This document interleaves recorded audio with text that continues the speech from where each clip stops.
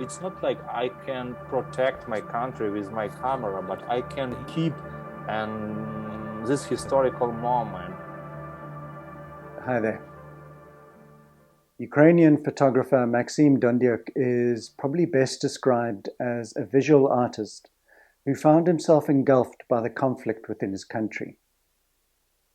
When one looks at the considered aesthetic of his personal projects, you can imagine that he would probably have become a very different photographer if he was born in a different country or grew up during a more peaceful time. He says, "I never call myself a war photographer.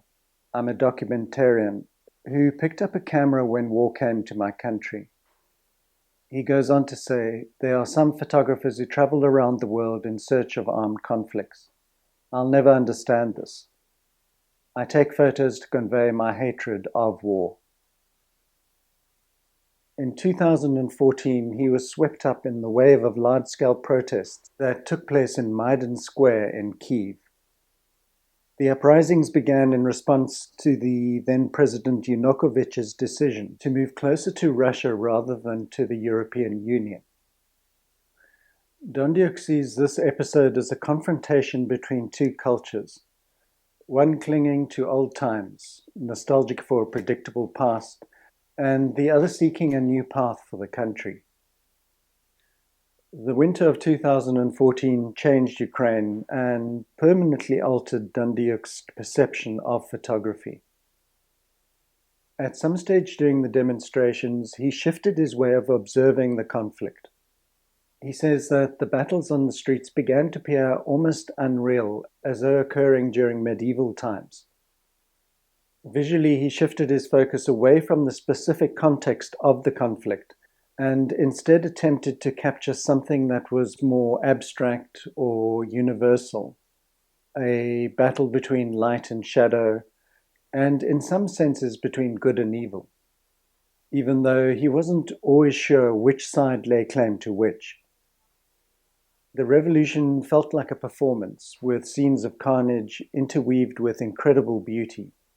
In that sense, he managed to achieve a level of objectivity while still feeling and expressing all the powerful emotions that were playing out in front of him.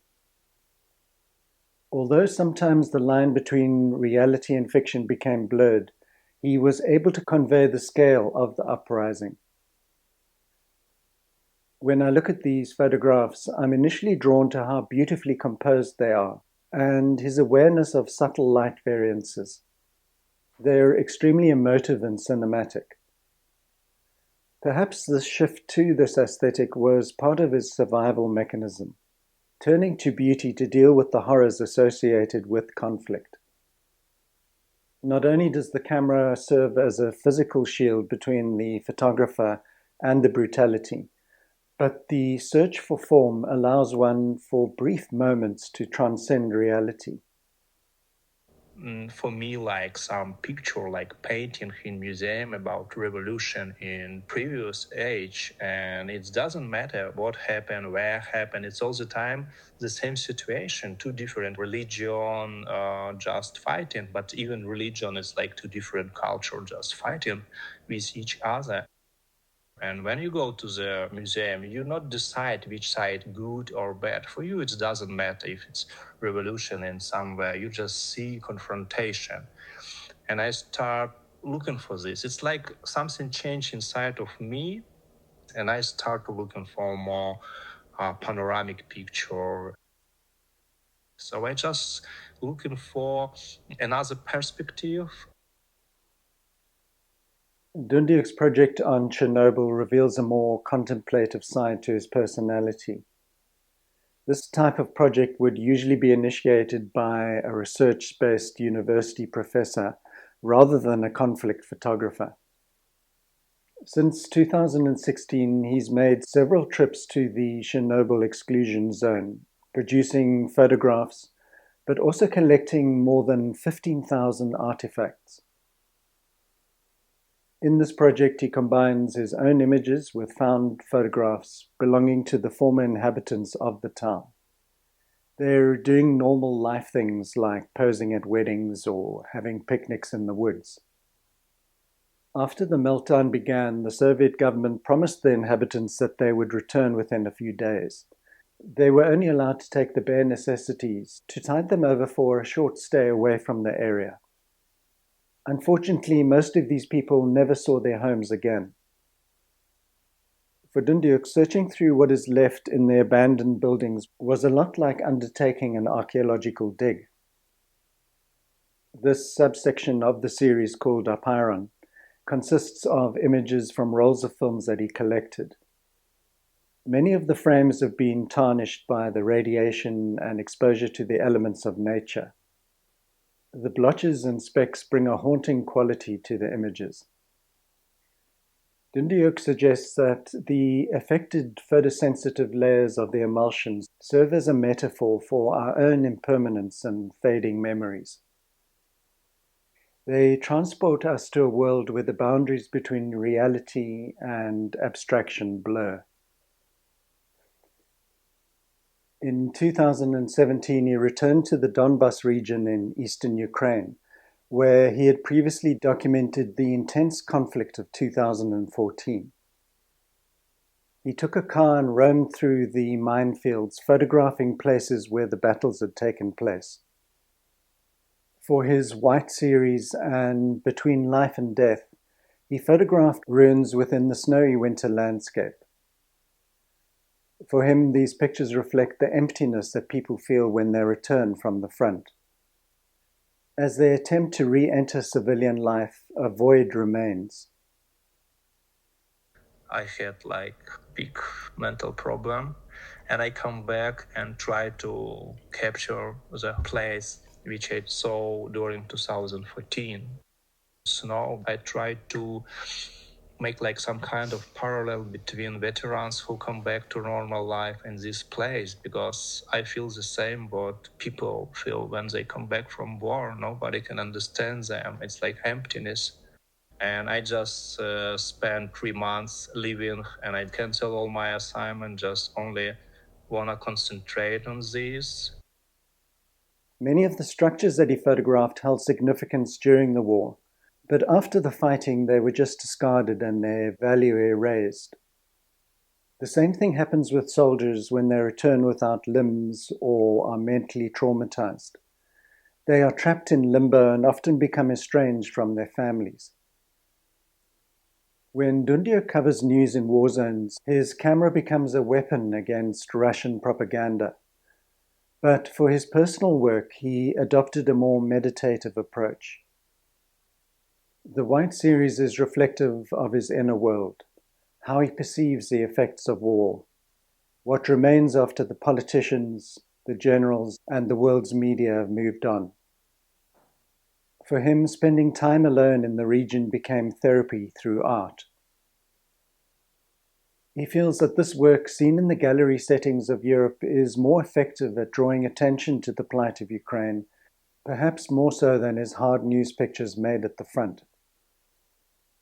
Before the Russian invasion, he had a naive view of war. Fictions romanticized in novels like Hemingway's Farewell to Arms. His views changed dramatically as he experienced the violent realities of battle, and he became fiercely anti-war. He is now prepared to risk his life documenting what's happening, but he could never bring himself to kill another person. It's difficult to be an idealistic humanist within a country that's immersed in brutal conflict. At the beginning of 2022, as the full-scale war developed, Dondyuk had to re-establish his contacts with international media, including Time, the Spiegel, and the New Yorker. One has to develop strong connections with publications in order to finance the expensive job of covering a war. All of the magazines that he collaborated with were weeklies, so he didn't have to send pictures every day. This allowed him a lot of free time for his own projects. While immersed in a conflict situation, it's difficult to develop a personal visual language. One just reacts to emerging events. But his conflict work does retain an element of his personal style.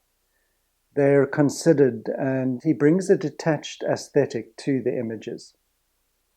Unfortunately, notice that every year the outlets for this type of work are diminishing, and those few that remain have had their budgets reduced.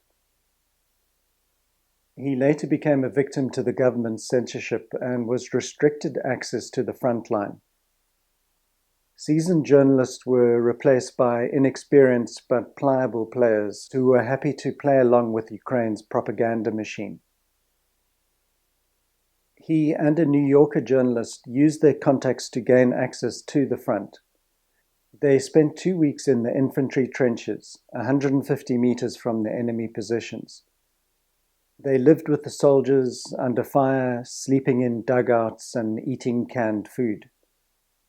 They wanted to observe what it was like to be part of Ukraine's infantry, which has been suffering the heaviest losses during this war. What he saw here reminded Dondyuk of horrific scenes from First World War movies. At least half of the soldiers landed up in this situation because they'd been caught on the streets by conscription officers. Many had no training and were fighting with very little equipment. Even though he and the journalists self-censored their reporting, omitting some of the most horrific things that they witnessed. The published article in the New Yorker was very unpopular with the country's leadership. Dondyuk doesn't believe in the idea that war isn't the time for criticism. He wanted to reveal the truth about the plight of these troops. He was forced to attend an interview with the authorities and then began receiving threats. He was blacklisted and his travel was severely restricted. Eventually, he and his wife, Irina, managed to escape to the US, where they're working on a publication of his photographs. Thanks for staying with me, and I'll see you next time.